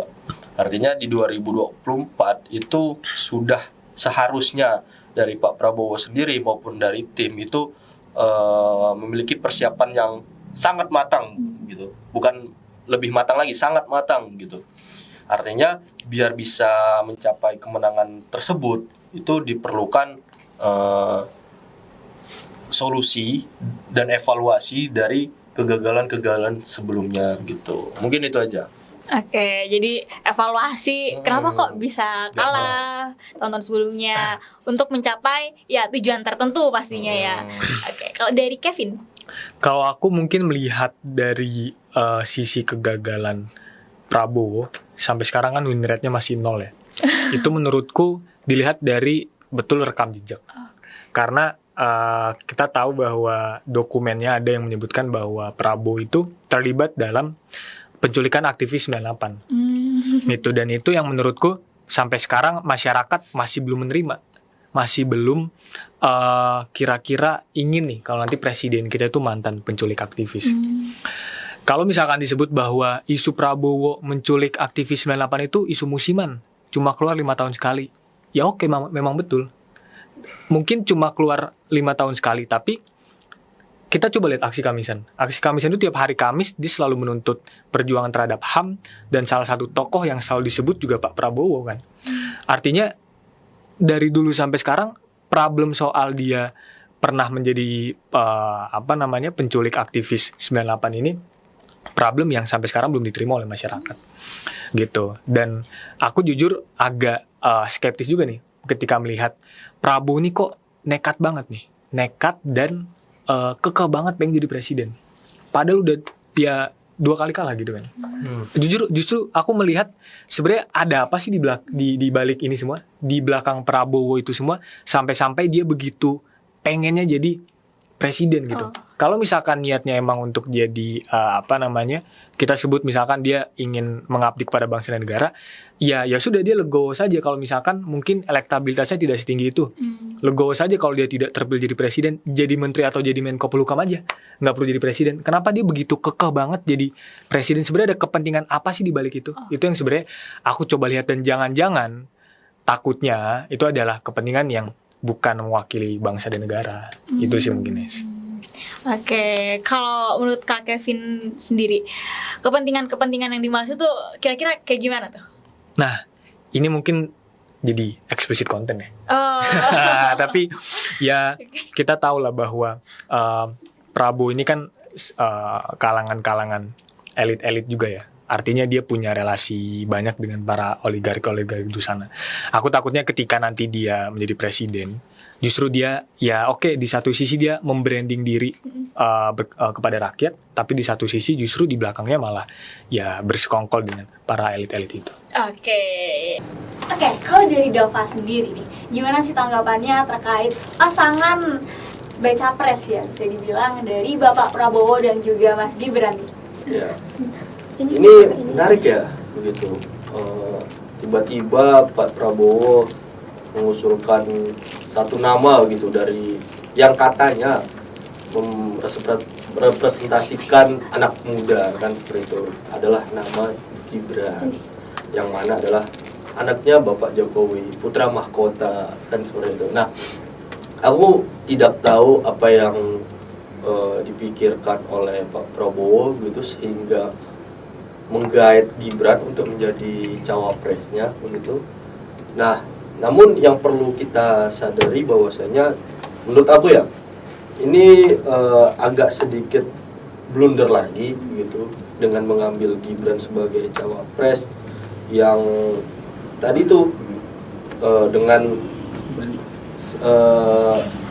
telah melewati rangkaian putusan MK yang katanya mencederai hukum, kemudian yang mana Gibran juga sebagai anak dari Bapak Jokowi, yang mana juga ini akan melanggengkan kekuasaan politik dinasti tersebut. Nah, menurut aku ketika Pak Prabowo mengambil Gibran ini ya elektabilitasnya bisa cukup turun lah kan seperti itu. Dibanding seharusnya dia bisa mengambil nama-nama yang sudah ada begitu. Kemarin kita sempat ada ET, RK maupun Yusril ya sempat kemarin sudah mengurus SKCK dan segala macam kan gitu. Nah, namun ini juga mengejutkan ya keputusan ini. Kemarin tersebar di media sosial Pak ET, Pak RK sudah mengurus SKCK gitu kan mau nyalon jadi cawapres. Namun tiba-tiba di last minute muncul nama Gibran nih gitu. Nah, ini merupakan suatu yang mengejutkan dan mungkin beberapa orang bilang bahwa ini hal di luar permainan gitu. Jadi jika mungkin dari awal PDI udah menyiapkan segala rencananya begitu. Namun tiba-tiba nih di tengah jalan ada perubahan kan seperti itu. Tiba-tiba Gibran langsung naik gitu. Nah, ini mungkin bisa menjadi suatu hal yang kita perhatikan bersama ya, bahwasanya di sisi lain Gibran juga tidak melepas KTA-nya ya sebagai anggota PDI gitu. Nah, namun di sisi lain juga mau saja dicalonkan sebagai cawapres gitu. Nah, sedikit lagi mungkin yang mana maksud Pak Prabowo ya mencalonkan anak muda ini ingin meraup suara anak muda. Namun mungkin kenyataannya ya anak muda juga tidak terlalu condong ke Gibran ya. Mungkin bisa teman-teman rasain gitu bahwa ya meskipun sama-sama anak muda tapi aku juga tidak ke Gibran kan gitu. Mungkin bisa ditanya ke teman-teman yang lain gitu, apakah Gibran itu merepresentasikan suara anak muda atau tidak, kan seperti itu. Mungkin itu. Oke, mungkin beberapa aja ya. Langsung aja kalau dari Kevin gimana? Kalau dari aku mungkin melihat yang pertama adalah ada 2 poin mungkin. Kalau aku melihat antara pasangan Prabowo dengan Gibran. Yang pertama adalah menurutku pencalonan Gibran ini sudah bermasalah sejak putusan MK itu ada. Dan ketika putusan MK itu lahir kemudian menjadi karpet merah bagi Gibran, ini berarti menjadi tanda bahwa bakal calon wakil presiden kita itu ternyata dia sudah mengakali konstitusi demi dia sendiri bisa maju. Ini yang akan menjadi poinku adalah sebelum dia jadi presiden pun dia sudah bisa mengakali konstitusi. Bagaimana ketika nanti sudah menjabat? Ini yang akan menjadi pertanyaan besar juga bagi kita. Lalu yang kedua, ini berkaitan juga dengan poin yang pertama ya. Kenapa sih Gibran ini sebegitu kekehnya pengen dimajuin? Sebenarnya ada apa? Sebenarnya kan kalau dalam politik kita mencoba melihat latar belakangnya. Dan aku melihat bahwa bisa jadi asumsiku adalah Jokowi saat ini sedang mengalami yang namanya kalau dalam ilmu politik itu lemdak, bebek lumpuh. Dia sudah ingin kehilangan kekuasaannya, kaki-kaki sudah mau hilang, tapi kemudian dia mencari kaki lain, yaitu mungkin dalam bentuk anaknya. Makanya Kaisang taruh di PSI, Gibran ditaruh di wakil presiden. Jadi kalau misalkan ini benar terjadi, maka sekarang kita sedang mengalami proses menuju politik dinasti jika nantinya pasangan Prabowo dengan pasangan Gibran inilah yang terpilih untuk menjadi presiden. Dan yang terakhir, aku justru melihat tadi benar dikatakan Bang Dava. Oke lah, Gibran ini dianggap mewakili suara muda, tapi emangnya anak muda mau diwakili oleh Gibran yang bahkan dalam proses pencalonannya saja sudah banyak masalah, apalagi menabrak konstitusi kan. Karena anak muda zaman sekarang kan sudah tidak mungkin sebodoh itulah. Kita sudah banyak literasi, media sosial banyak, kita tahu kalau proses pencalonan Gibran bermasalah. Jadi ya aku rasa mungkin anak muda nggak akan merapat banget lah ke Gibran. Gitu sih mungkin aku. Oke, teman-teman, tadi kita udah mendiskusikan ya terkait problematika yang ada di pemilu 2019, kemudian juga perjalanan atau prosesnya menjelang pemilu 2024 nanti hingga ke personal dari capres dan juga cawapresnya. Nah, mungkin sebelum itu dari Kevin dulu deh, boleh ada closing statement? Mungkin dari aku sedikit, intinya kita sebagai anak muda kan aku pikir usianya sudah cukup produktif ya. Jadi banyak kepentingan yang perlu diakomodasi. Saranku untuk kita sebagai anak muda, pilihlah siapapun itu, presiden atau wakil presiden, pasangan bakal calon capres-cawapres yang kira-kira bisa mengakomodasi kepentingan kita. Karena kepentingan anak muda banyak, ada soal pekerjaan, ada soal rumah, soal iklim banyak. Pilihlah, jangan sampai salah. Pokoknya jangan sampai golput, karena satu suara itu sangat berarti untuk 5 tahun ke depan bangsa Indonesia. Mungkin itu sih. Terima kasih dari Kevin. Kalau dari Dava? Ya, kita sebagai mahasiswa dan juga anak muda ya, yang mungkin banyak juga yang sebagai pemilih pertama ya, 2024 nanti, hal yang harus kita perhatikan pertama adalah jangan pernah mau diiming-imingi oleh janji-janji yang mungkin tidak. Sorry, bisa dipotong nggak? Bisa. Oke. Nah,